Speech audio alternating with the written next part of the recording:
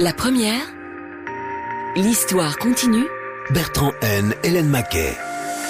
C'est l'acte de naissance d'une cité symbolique des temps contemporains. C'est la toute première fois qu'entre en fonction notre nouveau studio couleur. Voici notre premier journal diffusé de la cité de la radio-télévision à Reyers.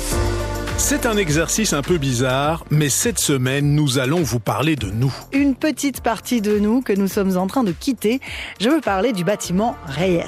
C'est lui qui, depuis plus de 50 ans, abrite les studios, les rédactions et les bureaux de la RTBF. Reyers est en train d'être vidé et nous sommes en train de remplir un nouveau bâtiment, Media Square. Parler d'un bâtiment comme celui-ci, c'est raconter à travers les briques l'histoire de l'audiovisuel, de la radio à la télé, au digital. C'est précisément ce que nous allons faire aujourd'hui. La première, L'histoire continue. Bonjour à toutes et tous et bienvenue dans ce nouvel épisode de l'Histoire continue. On est ravis de vous retrouver pour évoquer ce lieu quelque part iconique, cher à nos cœurs quand même, qui a vu passer toutes les secousses du pays et du monde ces 50 dernières années, le bâtiment Reyers. Bâtiment conçu pour l'arrivée de la télévision dans les années 60. Nous le quittons donc au moment où le digital est désormais l'enjeu numéro 1 de la diffusion, celui qui se trouve devant nous. Dans notre futur, vous allez vite comprendre en écoutant nos archives à quel point le monde, tout en évoluant bien sûr, se répète très clairement. Alors on a décidé de prendre Reyers par sa brique, par son béton, par son implantation dans la ville et nous avons invité deux architectes urbanistes. Thierry Henrard, bonjour. Bonjour. Vous êtes architecte depuis plus de 30 ans, spécialisé dans des très grands projets architecturaux. Vous intervenez sur le site Reyers depuis 2017 avec l'auteur du projet Media Square et puis depuis 2025, vous êtes en charge de l'étude du démantèlement du site de Reyers. Et avec nous également, Géry Leloutre, bonjour. Bonjour. Vous êtes architecte urbaniste, professeur à la faculté d'architecture de l'ULB. Alors on va tous les deux vous poser la même question. Thierry Henrard, pourquoi pour vous ça vaut la peine de raconter l'histoire de Reyers au moment où on est en train d'inaugurer un autre bâtiment ? Parce que c'est un morceau de la ville qu'on ne peut pas oublier.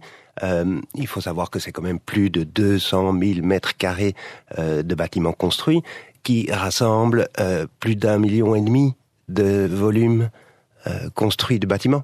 Donc c'est un mastodonte de la ville qu'on ne peut pas oublier en un claquement de doigts.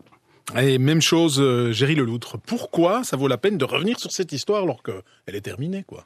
Parce qu'en tant que morceau de ville, pièce majeure du puzzle urbain, c'est une pièce qui a toujours existé en tant que telle, comme tir national, comme cité de l'audiovisuel, et qui aujourd'hui a donc un rôle à jouer en tant que telle, en tant que pièce cohérente dans le futur de la ville. Allez, on va refaire le puzzle de la ville. Avant ça, on se replonge dans nos archives.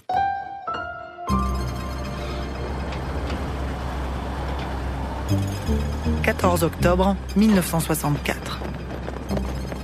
4 drapeaux belges, parfaitement alignés, flottent à la verticale dans un vent vigoureux. Autour, tout est chaos. Champs de bosses, traversés de camions 4 roues motrices. Dans les tranchées soutenues par des étais de planches en bois, on peut voir des hommes déployer de grands plans de papier. Au milieu de tout cela, un pupitre a été installé, des chaises alignées, en rangée pour le public. Derrière les orateurs du jour, on a installé, pour dire que tout n'est pas boue et enchevêtrement de planches, un buisson de plantes tropicales. L'heure des discours arrive. Henri Jeanne, ministre socialiste, prend la parole. Cette cérémonie n'est pas la simple manifestation qui accompagne rituellement la pose de la première pierre d'un bâtiment, même important. C'est l'acte de naissance d'une cité symbolique des temps contemporains, la marque concrète de l'importance fondamentale des loisirs dans l'existence de l'homme d'aujourd'hui déjà, et plus encore de l'homme de demain. Une cité pour entrer dans le monde des loisirs, tournée vers le futur. Alors que le vent souffle sur la plaine de Reyers et s'engouffre dans les micros, le président du Conseil général de la RTB-BRT, Robert Borne, prédit une révolution. Depuis que l'homme poursuit le rêve de se dépasser à l'aide d'outils, il n'a rien inventé de plus fantastique que ce miroir magique qui ouvre l'ère nouvelle de la télévision. Il n'a rien inventé, dis-je, qui soit de nature à bouleverser plus fondamentalement ses habitudes, ses loisirs, et en raccourci son existence tout entière. Imaginez ce que sera demain la vie de vos enfants, lorsque sur le mur même de leur living transformé en écran de télévision, ils recevront l'image non mutilée de l'événement, aussi lointain soit-il, perçu presque dans l'immédiat, mieux encore que s'ils le voyaient se dérouler sous leurs yeux. Pour comprendre pourquoi, au cœur des années 60, la RTB a besoin d'un nouveau bâtiment, il faut remonter quelques décennies en arrière. Nous sommes en 1935. À l'époque, la radio publique s'appelle l'INR, l'Institut national de radiodiffusion. La radio est en train d'entrer dans les foyers belges et il faut un bâtiment plus adapté pour accueillir tous les nouveaux besoins de l'aventure de la radiodiffusion. Le dimanche 3 novembre sera posée la première pierre de la future maison de l'INR.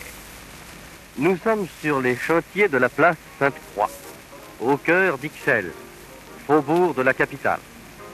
Ce n'est pas bien loin de la porte de Namur où fonctionne actuellement l'INR. Le paquebot de briques jaunes et sa tour arrondie installée en bordure de la place Flagey est donc une maison de la radio. Dès le milieu des années 50, pourtant, la télévision fait doucement son apparition. Des pionniers la produisent alors de manière expérimentale. On disposait en tout et pour tout d'un seul studio, le studio 5, un ancien studio de radio, qui devait bien avoir comme superficie 13 mètres sur 7 environ. Alors là, on y réalisait à peu près tout, absolument tout. Des grands variétés, des grands dramatiques, des dramatiques qui se passaient dans 10 lieux différents. Il fallait ménager une petite place pour la speakerine, une autre petite place pour les journalistes du journal télévisé. Il y avait une passerelle très encombrante, enfin on était très à l'étroit. Depuis lors, ça va mieux, évidemment. Nous avons maintenant 4 studios, beaucoup plus grands. Le studio 5 fonctionne toujours. Mais enfin, même encore maintenant, nous nous sentons très souvent à l'étroit. On devient de plus en plus difficile et on se demande comment on a pu faire tout ça au Studio 5 avant. Chacun, bien entendu, rêve aux émissions fantastiques qu'il compte réaliser dans les studios merveilleux qu'on nous promet au tir national. Oui, bien sûr. Et oui, la décision a été prise. Les studios doivent déménager. L'INR, Institut national de la radio, doit devenir un média télévisuel. Et change d'ailleurs de nom pour devenir la RTB-BRT, radio-télévision belge, en français et en néerlandais. Un nouveau bâtiment va voir le jour et pour cela, en 1962, un grand terrain est acheté en bordure de la capitale, à Schaerbeek. Il appartient à l'armée, à la défense et abrite le tir national, une plaine d'entraînement au tir pour les militaires comme pour les particuliers. Un grand bâtiment de briques rouges trône en plein milieu. Tourelles rebondies et créneaux d'apparat, le style néo-médiéval du tir national est plutôt pompeux et tranche nettement avec le projet du futur siège de la Cité de la radio et de la télévision. Pour le dessiner, un groupe d'une dizaine d'architectes a été rassemblé. Parmi eux, Roger Bastin. Donc une architecture profondément rationnelle qui essayait de ne pas partir d'a priori architecturaux, d'un système architectural. Il fallait au contraire d'abord tenir compte de l'environnement, essentiellement. Une certaine utilisation des matières brutes qui ne cherchent pas à se parer d'artifice. C'est ça, on a pu même parler de brutalisme dans la manière dont je procède, mais je crois qu'il y a une volonté d'effacement de l'architecture pour elle-même. 2 ans après l'achat du tir national, la première pierre de Reyers, cité de la radio et de la télévision, est posée. Et déjà, en ce jour de discours, le président du Conseil général de la RTB-BRT, Robert Borne, s'impatiente. Tout se passe encore, comme si nombre de gens ne prenaient point au sérieux ces étonnantes techniques de diffusion.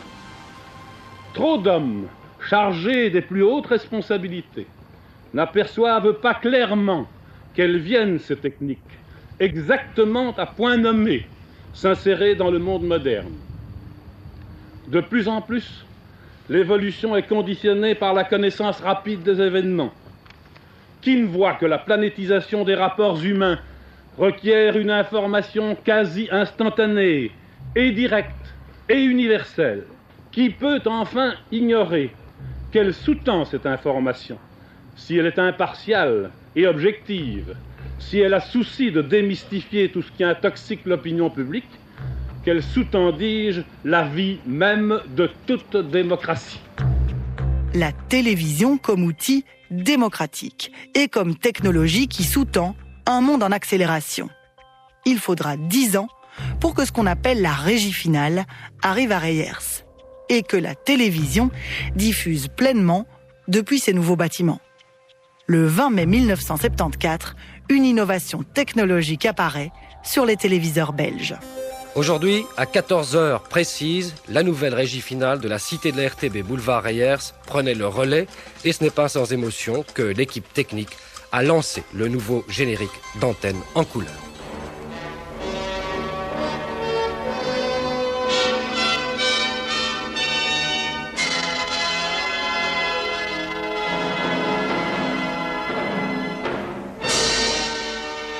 Mesdames, Messieurs, bonjour, chers petits amis, bonjour. Eh bien, c'est avec vous que nous allons inaugurer ce qui est pour nous, les Speakerines, une grande première. En effet, au moment même où je vous parle, c'est la toute première fois qu'entre en fonction notre nouveau studio couleur. Ce jour-là, la télévision achève son déménagement de Flagey vers Reyers. Il faudra encore 2 ans pour que la radio arrive, le 20 mai 1976.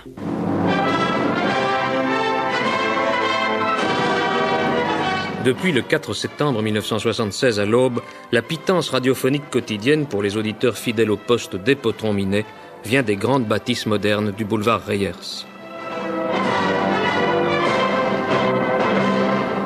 Nicole Cauchy et Marthe Dumont. Bonjour, eh bien voici notre premier journal diffusé de la cité de la radio-télévision à Reyers. Nous sommes en 1976. La RTB-BRT, grand bâtiment miroir partagé entre francophones et néerlandophones, a presque trouvé sa forme finale. Parmi les architectes du projet, certains émettent tout de même des critiques, voire des regrets. C'est le cas de Stéphane Jasinski. Je pense qu'il ne faut jamais dire qu'on est irresponsable totalement. Mais je regrette cependant de ne pas avoir lutté suffisamment pour réaliser précisément, non point la maison idéale, mais la maison idéale de la radio. Et je souhaitais mettre les gens, les artisans, les techniciens, enfin tout le monde, dans un milieu plus végétal. Et quand je retourne sur le lieu de mes forfaits, je suis toujours frappé de voir une relative sécheresse, une sorte de dureté dans le cadre qui sert aux éléments, aux travailleurs de la RTB. Oui, mais enfin, sans vouloir couper les têtes, je suppose, puisque vous acceptez une certaine responsabilité, qu'entre ce qu'il y avait sur votre papier et ce que vous voyez en cherchant notre bureau, par exemple, notre studio, il y a une différence. Est-ce qu'on n'a pas su lire vos dessins ou bien est-ce que vous êtes trompé? Non, je pense que l'erreur qui a été commise, c'est de vouloir grouper un trop grand nombre d'architectes. On a mis 3 Flamands, 3 Wallons, 3 Bruxellois, tout ça n'a rien à voir avec l'architecture. Le bâtiment de Reyers est terminé, avec ses forces et ses faiblesses, mais il manque encore un élément iconique, une prouesse technique architecturale qui s'élève littéralement dans les airs le 26 mai 1980. Coupole vole? Oui, d'une certaine manière. Car depuis ce matin, à la cité Reyers, une coupole de plusieurs milliers de tonnes de béton s'élève lentement, mais sûrement dans les airs. Plus exactement, elle monte le long de la nouvelle tour de télécommunication de la RTBF-BRT. C'est le chef du service technique de la BRT qui, en poussant sur un bouton rouge, a mis en marche les vérins hydrauliques qui vont hisser au moyen de câbles cette énorme soucoupe au sommet d'une tour de béton de près de 90 mètres. Il faudra 5 jours, à raison de 10 heures par jour, pour que cette énorme soucoupe atteigne ses points d'ancrage à 73 mètres de haut. En ce mois de mai 1980, près de 20 ans après l'achat du tir national, la cité de la radio et de la télévision a trouvé sa silhouette, marquant à jamais le paysage bruxellois. La première, l'histoire continue. On retrace brique par brique l'histoire de Reyers et en filigrane celle de la RTBF dans l'histoire continue avec nos deux invités. D'abord Thierry Henrard qui est un des architectes qui est intervenu sur le nouveau siège de la RTBF Media Square, notamment en charge de l'étude du démantèlement de l'ancien site Reyers. Et Géry Leloutre qui est architecte urbaniste, professeur à la faculté d'architecture de l'ULB. Alors même question à tous les deux, on va commencer peut-être par vous Thierry Henrard. Qu'est-ce qui vous a le plus marqué en réécoutant ces archives qu'on a mises les unes derrière les autres? Alors c'est d'abord l'importance du bâtiment pour la Belgique et son développement télévisuel, mais c'est aussi les doutes que l'on entend chez les architectes par rapport à la réalisation qui a été mise en œuvre, la volonté politique de faire intervenir les différentes parties du pays pour trouver un équilibre, et cet équilibre qui au final est remis en doute et qui pose question par les architectes eux-mêmes. Un bâtiment trop utilitaire ou pas vraiment architectural, si on entend cet architecte-là? C'est effectivement la question qu'il se pose. Moi, pour avoir étudié le bâtiment Reyers et avoir déjà opéré la démolition de certaines parties, justement pour la construction de Media Square, j'ai pris conscience et j'admire en même temps la rationalité de la construction, les techniques constructives très impressionnantes qui ont été mises en œuvre. J'ai souvent pensé que c'était quelque part un bâtiment d'ingénieur, parce que c'est un outil, comme ça a été évoqué, qui répond à un besoin très spécifique, qui apporte des réponses qui sont des réponses d'ingénierie très parfaitement adaptées, et effectivement, l'architecture est peut-être laissée un peu de côté. Mais vous diriez que c'est un bon bâtiment, quelque part, Reyers, en ayant étudié à la fois sa structure, les archives, etc. Vous avez été un peu surpris par la qualité du bâtiment? Ah, certainement. Et surtout, je l'ai entendu dire chez vos équipes et les services immeubles qui s'occupent de ce bâtiment depuis 50 ans, restent impressionnés de la capacité de ce bâtiment à absorber les évolutions, ce qui est une grande qualité pour un bâtiment. Cependant, comme je l'ai dit, c'est une réponse architecturale ou d'ingénierie à un programme très spécifique. Oui, qui était celui de la télé, de l'arrivée de la télé, et puis de la production évidemment radiophonique aussi. Géry Leloutre, vous êtes plutôt urbaniste. Qu'est-ce qui vous marque dans les archives qu'on a entendues? Il y a un mot qui a été cité par le ministre Jeanne, qui était donc la cité de la radiodiffusion.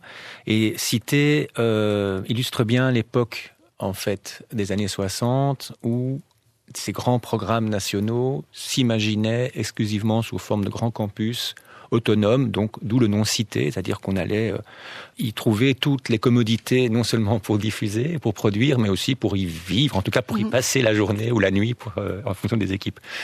Et donc ce côté très urbanistique finalement, de dire on va faire un grand site qui en réalité n'a jamais été terminé. Donc le projet initial prévoyait une ouverture beaucoup plus nette par rapport à son environnement, par rapport à la ville en général, par rapport au boulevard Reyers, puisqu'il devait avoir une grande esplanade avec une grande salle de concert classique et une tour de radiodiffusion qui était 2 fois plus élevée que celle qui a été finalement construite et qui devait faire le pendant vertical de la longue tour des 11 étages. Enfin, c'était comme ça que c'était imaginé, un grand paysage de bâtiments, effectivement, plutôt dans la verdure. Alors, ça, c'est pas vérifié, mais voilà. Donc, c'est un projet qui n'est pas terminé. Pourquoi ça n'a pas été terminé ? On peut imaginer que pour des raisons financières, mais dans les années 80, les budgets ont commencé à baisser partout. Partout. Je pense que quand le projet est fait, donc effectivement on est en 1962, on est encore dans une radio de diffusion de concerts, par exemple, qu'on a nettement moins, enfin il y avait André Van der Noot aux Beaux-Arts, mais il y avait nettement moins dans les années 80. Il y a des questions budgétaires, mais ce qui est important, c'est que depuis le début, le projet est aussi, et c'est peut-être aussi ça que Jasinski, par exemple, critique finalement. Donc l'architecte qu'on entend dans l'archive. Qu'on a entendu dans l'archive, pardon, qui est un architecte extrêmement connu dans l'histoire de l'architecture en Belgique, extrêmement fort dans ses formes, extrêmement engagé dans ses formes, qui a surtout fait du logement. Il regrette un petit peu le côté mécanique du projet. D'ingénieur, mais c'est aussi parce qu'il avait été imaginé comme ça depuis le début. C'est-à-dire que on a la première partie qui est la partie dans laquelle on est aujourd'hui, les vieux studios avec les patios, qui est la production rapide, comme on disait, et puis la production lente qui était dans la tour de 11 étages en deuxième rang, et puis les grands studios. Et ces grands studios s'arrêtent à un certain moment, et puis il y a une grande zone verte, et cette zone verte, en fait, aurait dû vraisemblablement être occupé par de nouveaux studios. C'était prévu. Donc c'est un système très fonctionnaliste où chaque volume répond parfaitement, Thierry le disait, à la fonction qu'il doit, des vraies machines en fait. Donc c'est parfaitement adapté ou dessiné pour la fonction, mais chaque partie fonctionnelle a du coup son expressivité, sa volumétrie ad hoc, y compris la tour de radiodiffusion évidemment, et ils sont séparés et on peut donc en ajouter tant qu'on veut. C'est des modules à l'infini, pour autant qu'on soit à l'intérieur du périmètre du campus, puisque c'est pas fait pour s'accrocher à l'urbanisation, je dirais classique, des maisons mitoyennes qui l'entourent. Oui, ça montre aussi à quel point le bâtiment a un peu un outil industriel pour faire de la production. Thierry Henrard, c'est quoi comme type d'architecture ? Parce qu'on entendait brutalisme, c'est quoi ? Comment on peut nommer le courant architectural dans lequel ce bâtiment s'insère ? Certainement le brutalisme et la suite de l'époque moderne, mais je voudrais aborder le bâtiment par l'intérieur. Donc, on l'a dit, c'est un bâtiment extrêmement rationnel.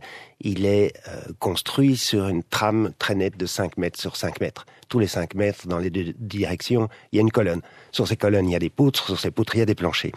Ce bâtiment fait à l'avant 4 étages de haut, à l'arrière 5 étages de haut, simplement parce qu'on est un étage plus bas, puisqu'il y a une légère déclivité, et quelques rares façades sont agrémentées d'ornements. Donc c'est la façade qui fait face au boulevard Reyers ou la façade qui est dans votre rue intérieure. En complément, la barre de 250 mètres de long et 11 étages de haut, il faut imaginer le mastodonte, tous les Bruxellois le connaissent, elle est rythmée par des baies de fenêtres qui sont des éléments cadres en polyester.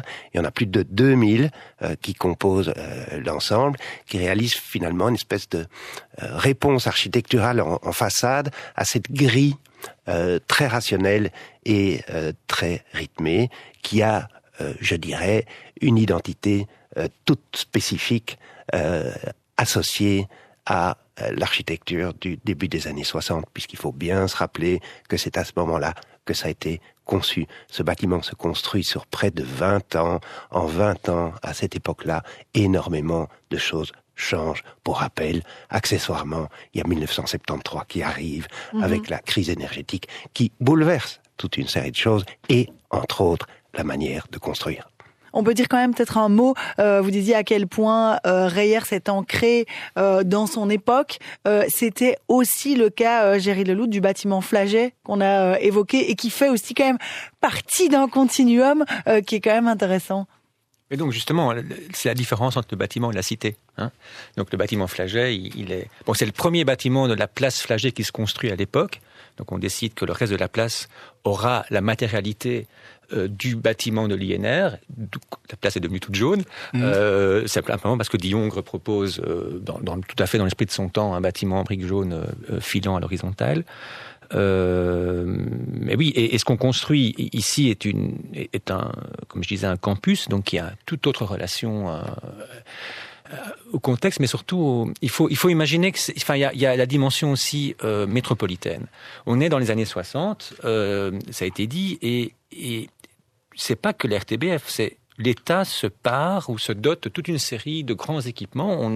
Il va falloir affronter le baby-boom aussi, donc on va devoir construire des universités, des hôpitaux, les autoroutes des écoles, qui à ce moment-là se construisent. Les autoroutes qui se construisent. On commence et qui arrivent à Reyers d'ailleurs, puisque le programme commence. Tout à fait. Non, mais tout à fait. Le programme commence en 49 en fait pour les autoroutes déjà. Et évidemment, Reyers est contigu à le 40 et intimement lié.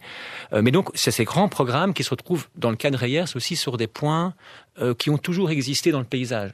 Parler de l'université de la Plaine des Manœuvres, ici le tir national, le rond-point Schumann pour l'Europe, la cité administrative le long de la jonction. On va construire ces tout grands programmes et quand même dans l'idée, parce qu'il y a une certaine forme de planification à l'époque, même si elle n'a jamais été réellement effective, elle se discute on discute de ces choses-là, on envoie des indications aux architectes, aux programmateurs, et je mets du masculin parce que malheureusement c'était essentiellement du masculin à l'époque, mais on imagine donc ce site comme un monument. Il faut pas sous-estimer ça. Alors la construction, elle a ses contingences, elle a son histoire, et effectivement, elle va s'émousser un petit peu à la fois au niveau budgétaire et par cette accumulation d'architectes qui n'avaient un peu plus ou moins rien à se dire et qui sont quand même obligés de travailler ensemble. Mais il n'en reste pas moins que, notamment, cette grande barre très très très symbolique, enfin très forte dans le paysage des 11 étages, et cette tour Reyers, évidemment, sur un point haut qu'on voit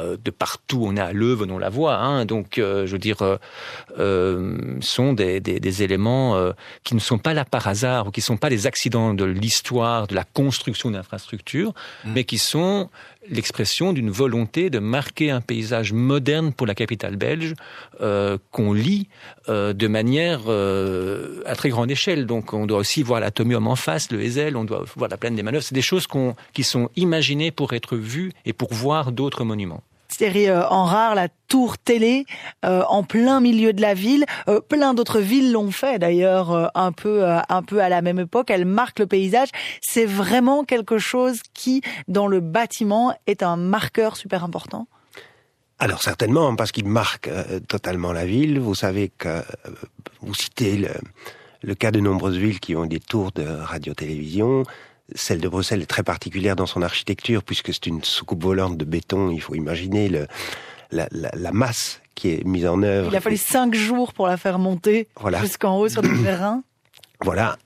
Et effectivement, comme Géry le disait, cette tour fonctionne, qui est une réponse en dialogue à cette grande barre qui est installée. Donc c'est un signal vertical avec cette grande barre qui est quelque part une sorte d'écran face à la ville, qui a la particularité d'ailleurs de cacher l'ensemble du site qui se trouve derrière, puisque c'est principalement un site de production, et l'architecture qu'on va trouver derrière cette barre est finalement relativement peu intéressante. Je l'ai dit, ce sont des constructions très très rythmées, avec des façades peu expressives. Ce sont des bâtiments extrêmement profonds, parce que des studios télévision ont besoin de noir et pas de lumière.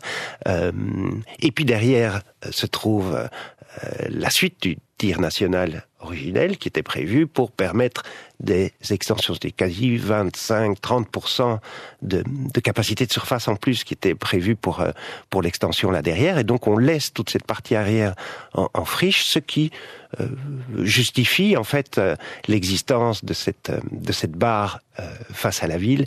Et puis, au final, cette réponse verticale qui est apportée à cette barre, on peut même sentir que le style architectural de ces deux éléments est un peu différent tout de même. On se rend compte de la conception de l'un dans les années 60, et puis de l'autre, finalement, qui est une réponse du début des années 80. Vous disiez à l'instant que ce qu'on trouve en bout de site, derrière les studios de production, est devenu une friche. C'est là qu'on devait construire des extensions. En fait, c'est là qu'on a construit Media Square. C'est quand même intéressant de se dire qu'on est allé utiliser cette partie-là pour, en fait, complètement faire basculer le site dans cette espèce de zone de réserve. Exactement. Et donc, le centre de gravité du site est totalement déplacé. Alors qu'il se trouve au départ en longueur le long du boulevard Reyers, va se retrouver presque au milieu du site, en fait, avec un équilibre.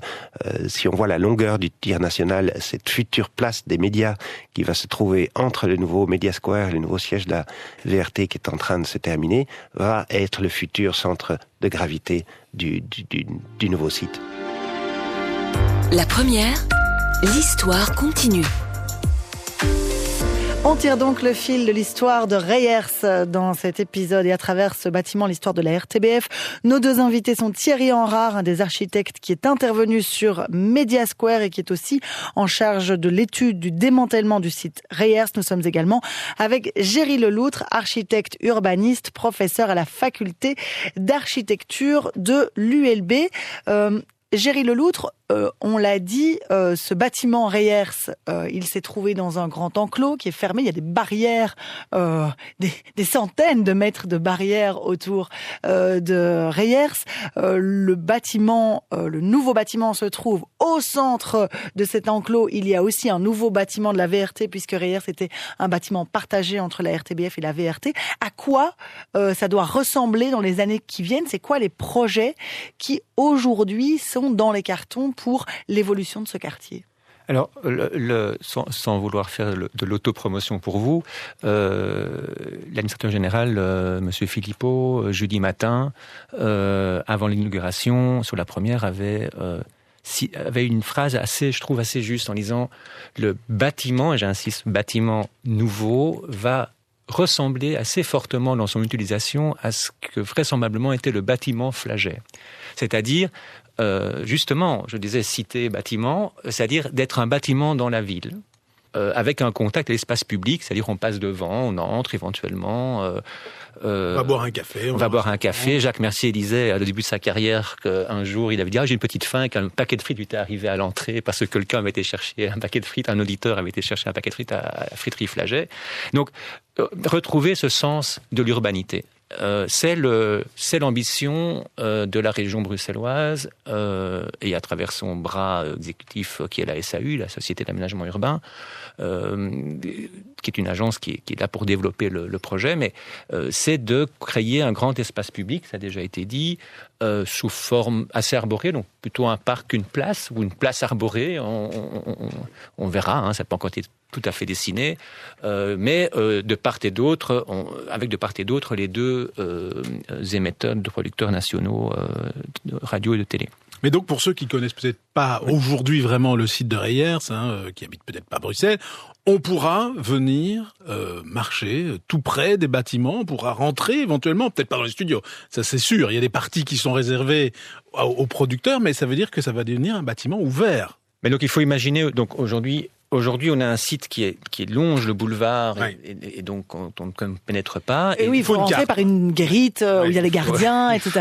C'est comme quand on entre à l'OTAN. Et on inverse le système. Un peu. Il faut 30 minutes pour rentrer dans l'OTAN quand même. On inverse le système avec un parc linéaire, rectangulaire, mais perpendiculaire au boulevard Reyers. Et donc, avec de part et d'autre les radios-télévisions qui ont été des nouvelles qui ont été construites là simplement parce que il faut bien radio-télédiffuser en continu pendant le chantier. Donc il n'est pas question de fermer pendant 4 ans un bâtiment et d'en ouvrir un plus tard. C'est un nouveau morceau urbain qui va être longé, donc ce grand parc, par de nouveaux développements immobiliers, en partie publique, l'IEX notamment qui s'y installe. C'est une école. Une école de journalisme, je pense. De communication. Voilà. Il y a BX1 qui s'est installé là aussi, dans le nouveau bâtiment Frame, qui vient d'être inauguré, et puis il y a une série de bâtiments, de logements et de bureaux, d'un mix urbain, mais qui sont là pour... il y a une certaine densité qui est là pour en fait financer la transformation de ce morceau de ville, puisque par l'urbanisation, donc par la commercialisation d'un certain nombre de mètres carrés. Thierry Henrard, vous qui avez travaillé sur tout ce projet, à la fois Media Square et en même temps aujourd'hui la question du démantèlement de ce bâtiment Reyers, vous avez le sentiment de travailler à quelque part un grand programme urbain au-delà de la question du bâtiment qui concerne finalement les gens de la RTBF, au-delà relativement peu. En fait, toute la modification de cette zone dans laquelle se trouve Reyers, elle va toucher beaucoup plus de monde. Oui, alors, ce qui est intéressant de constater, c'est que ce développement de ce futur Media Square va être à peu près aussi long que le développement de l'ensemble de Reyers. Donc ce sont de ces projets qui s'étalent sur 20-30 ans, avec leurs qualités et leurs défauts. Simplement parce que des morceaux de ville comme ça, on ne sait pas faire ça plus vite, pour toute une série de raisons, des raisons pratiques, logistiques, des raisons budgétaires, des raisons de développement. Et donc ce plan d'aménagement directeur qui est en place, qui est étudié déjà depuis une dizaine d'années, va petit à petit se mettre en œuvre avec un objectif à 2040, si je ne me trompe. Ça veut dire dans 15 ans, une quinzaine d'années. C'est ça, exactement. Et donc, votre nouveau bâtiment qui a été inauguré jeudi passé est quelque part la première pierre, ou une des premières pierres de ce futur ensemble Media Square qui va continuer à se développer sur une série d'années. Il y a encore un élément qui est intéressant en termes urbanistiques. On l'a rapidement évoqué, mais je trouve que ça vaut la peine d'y revenir.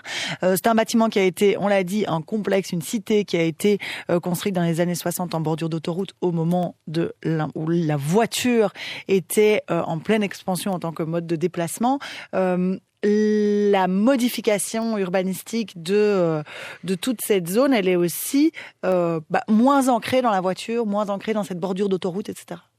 Tout à fait. Donc il y a la transformation de la cité de la télé, de la radio, donc le site RTBF, VRT, qui est un élément, mais qui n'est en fait l'élément majeur, mais qui est un des éléments de transformation d'un quartier plus large, notamment la rue Colonel-Bourg, la parallèle de l'autoroute 40, la démolition, maintenant c'est déjà quelques années derrière nous, mais la démolition du viaduc Crayas. Donc moi j'étais un des urbanistes dans l'équipe d'études de toutes ces questions de diminution de la capacité routière de l'E40 et de la démolition du viaduc Crayas. Un des arguments de la démolition et surtout de la non-construction d'un tunnel à la place du viaduc sur le boulevard Reyers, ça a été justement de dire si vous faites un médiaparc, c'est-à-dire un espace public majeur qui devient un lieu urbain sur lequel s'ouvrent les nouveaux bâtiments des télévisions, il faut surtout pas le barrer du reste du quartier et singulièrement de l'autre côté du boulevard Reyers.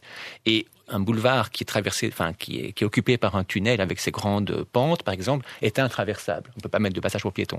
Or, ce parc, ce médiaparc, est un équipement à la fois, bien sûr, de valorisation urbaine d'un nouveau quartier, mais surtout un parc pour la ville, pour toutes les habitantes et les habitants des alentours, et donc il fallait qu'il soit accessible. Donc c'est vrai que l'ensemble du quartier est occupé à être transformé. Vous avez vu que le 40 a été réduite comme elle a pu être réduite, mais il y a une nouvelle piste cyclable. Réduction un peu bricolée. Voilà, un jour on espère avoir plutôt la vision qui avait été imaginée, c'est-à-dire un grand parc linéaire le long de l'E40. Thierry Henrard, vous vouliez réagir? Oui, moi je voulais parler de la différence significative. Reyers, actuellement, ou en tout cas ce que c'était il y a, on va dire avant la construction de votre bâtiment, on avait des milliers de mètres carrés de parking extérieur. Le futur Mediapark, le parking est interdit en surface. La voiture y passera, mais elle sera pour rejoindre justement vos parkings qui sont en souterrain, mais elle sera totalement discrète. Et ça, c'est un bouleversement d'un morceau de ville, mais qui va complètement dans le sens du développement des villes futures dans lequel s'inscrit ce nouveau projet. Géry Leloutre, avant de terminer cette émission, on peut quand même se poser la question. On a fini par garder le bâtiment Flagey. Pourquoi est-ce que, quelque part, on ne garderait pas ce bâtiment Reyers? Est-ce qu'on doit forcément le détruire? Est-ce que ça n'aurait pas du sens de le garder? Là où il faut bien se rendre compte des choses, c'est la durée de la planification. Un plan comme celui du Mediapark, c'est un plan complexe, avec aussi des logiques financières, puisque les nouveaux bâtiments sont financés par le développement immobilier autour. Et donc, il y a une dizaine d'années, quand tout ça a été mis en place, et qu'il a fallu avoir un accord entre tous les acteurs, eh bien, l'idée était de construire ce grand espace public qui, là, franchement, passe à travers tous les bâtiments existants. Donc, dans cette logique interne du plan, c'est assez logique de poursuivre de cette manière-là. Évidemment, c'est toujours la difficulté de ces chantiers à long terme, c'est que les considérations évoluent, que ce soit culturel par rapport à une architecture qui aujourd'hui est peut-être plus valorisée culturellement que dans le passé, écologique, financière. Voilà. Mais donc, pour le moment, et les choses sont comme elles sont, c'est-à-dire que la mise en œuvre va dans ce sens-là. Peut-être qu'il y aura un peu moins de démolition à la fin du processus. On verra ce que les différents acteurs autour de la table feront de la meilleure manière qu'ils soient dans le futur. Tout n'est pas encore décidé et dessiné. Et c'est intéressant de voir, effectivement, et on le voit avec l'exemple Flagey, Reyers, et puis aujourd'hui Reyers Media Square, c'est à quel point ces chantiers prennent du temps pour se mettre en œuvre, et notamment les déménagements qui a donc eu lieu. L'inauguration de Media Square a donc lieu cette semaine. Merci beaucoup Géry Leloutre et Thierry Henrard d'avoir été avec nous pour l'Histoire continue.